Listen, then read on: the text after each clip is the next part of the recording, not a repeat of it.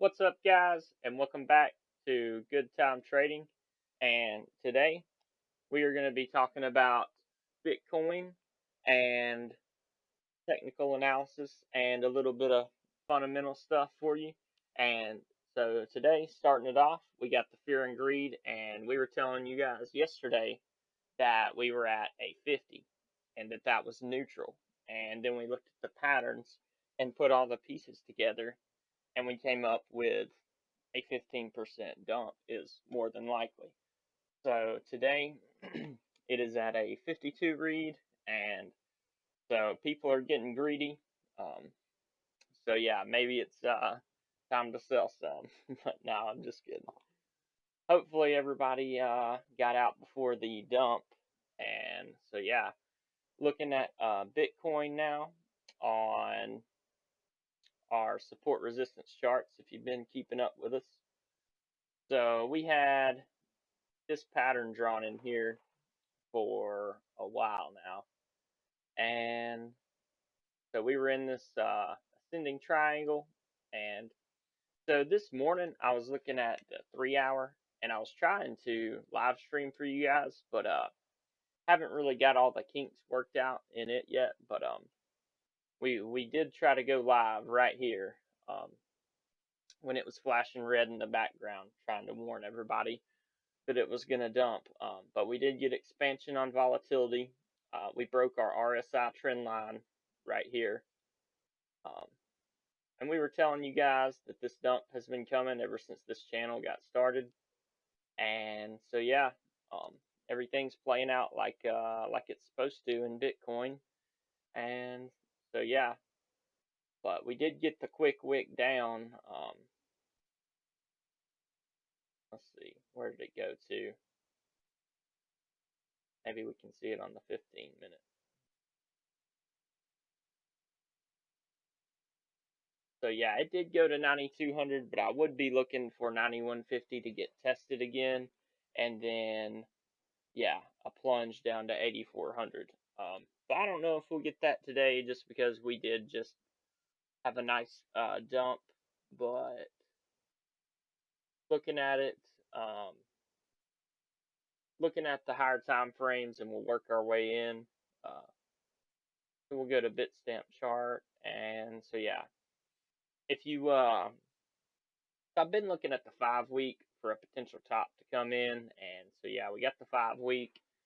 We did put in a top, and then the 3 weeks bullish, 2 week bullish, weekly bullish, but the move probably played out just like this one. It played out, and then it took a while to get you out. And if you waited on the weekly, you yeah, you missed out on some gains. But looking at the 8 day, it's a pretty obvious support line right here at this read at 16, like it's kind of rolling over and it won't be able to push it. And so then we'll work our way down, and on the weekly, we got this support line coming, resistance line coming down from the top. And if you draw it discounting the 13K top, it catches it pretty good. And yeah, so we're right at it. And then if we can't hold it, there's really not a whole lot stopping you from catching this trend line down here or this guy.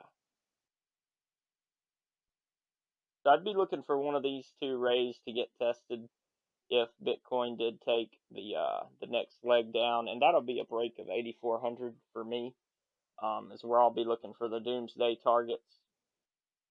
But we'll get there when we get there. But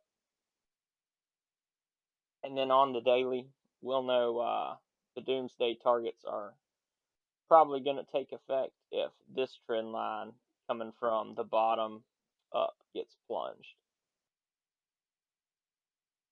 So, and you can see it makes the pattern for yourself. If you do your stuff right, it'll make your lower time frame patterns for itself. That's another little tip. And then, so we got,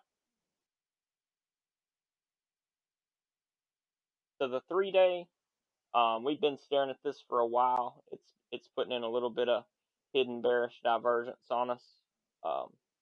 And then the 2-day, you can see it pretty good on the 2-day as well, from here to here. And then the daily, yeah, daily's more obvious from this high to this high. You know, it's exaggerated lower down. So when this guy breaks the EMA right here on my indicator, I will look for a big plunge. And then so the 12-hour, showing you the way like always. Its volatility is at, oh boy. So we're almost at a 3 on the historical volatility on the 12-hour. And we did get that negative slope on the moving average.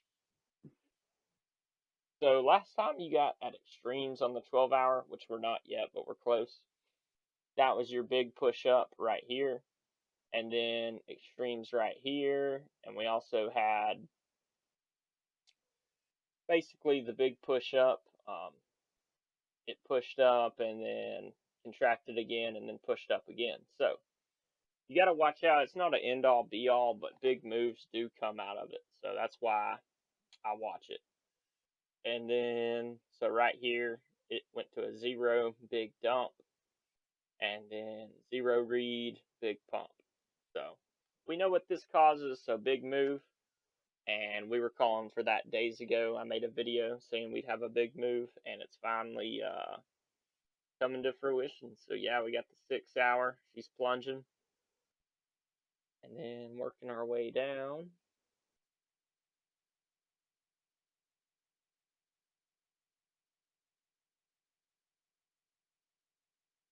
So we got the 15-minute coming up, but I really wouldn't look for it to save Bitcoin, but you know, it could definitely pump it back up to 9600, 9700 region, and then, you know, come back up, go sideways, and then dump back down. But either way, I am looking for 9150 to get tested right here. And then, sorry about that. And then when 9150 gets broke, target after that 8428, and then 7706 and 7500. So we know if it dumps down here today, those are our targets for a potential reversal. And then so Shopify, we'll look at S&P first. So the S&P 500, she's bullish like always, no matter what. And then, so yeah, I mean, it could be a cup and handle formation right here, and that would be measured move, all-time highs, basically. But because Bitcoin dumps, Bitcoin usually dumps and then SPY dumps. So if Bitcoin plunges, I would expect SPY to follow and then gold to rise. But shoot, that's a lot of hopes right there. But the monthly on the S&P is still bearish, and so I'm not really looking for anything to come out of this to the upside. But shoot, man, you never know what the federal government can do. And then so on the weekly, if you were here from day one, we were saying that Bitcoin never really gets above the 21 and the 10 simple on the daily. I'll show you guys what I'm talking about here.